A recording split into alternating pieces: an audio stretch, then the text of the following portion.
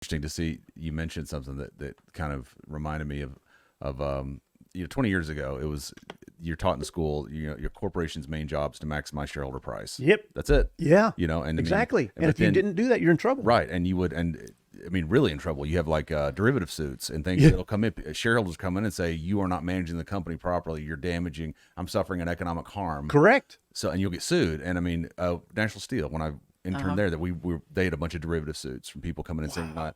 So anyway, it's fascinating to see that tension now. Socially, you see people moving more. Okay, yes, we should maximize shareholder price to a point, not at the expense of stakeholders.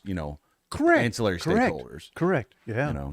And folks, here we are, an accountant and lawyer right here. Oh well, no, but it's fascinating to see that. I mean, because you do see, you see, No, I get it. socially and politically, a lot of people bringing that to the forefront now and saying, Yeah. you should have a greater duty to society other than just Correct. focusing solely on shareholder price. Correct. Well, isn't that what they changed the name of stakeholders, shareholders? They did something where they Well, called them something shareholders, different than yeah, I something mean, else or something. Well, yeah, and the stakeholders, I mean, at least in my mind, if you are positive or negatively affected by by the outcome, or like for instance, if you produce sneakers, but then you produce them in China, for instance, or some lower cost place to produce, those are technically stakeholders. I mean, people Correct. that are Even the people who buy it are stakeholders. Right. Even the people who. Yeah. if you are within that orbit Yeah. of that transactional kind of company or whatever.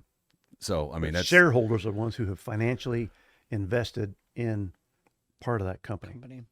you have a financial stake. An equity stake. Yeah. But see, I mean, it's when I was in undergrad, I remember we did a project, one of my finance classes, where it was like an early kind of computer thing, a case study, and you produce shoes. And one of the decisions you had to make was, do you keep production domestic or do you move it overseas and reduce costs?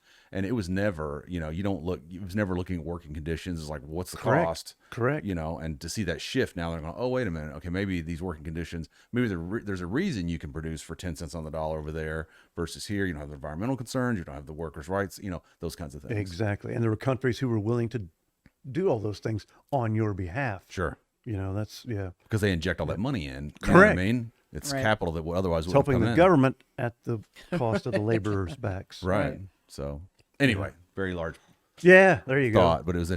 interesting to see that shift.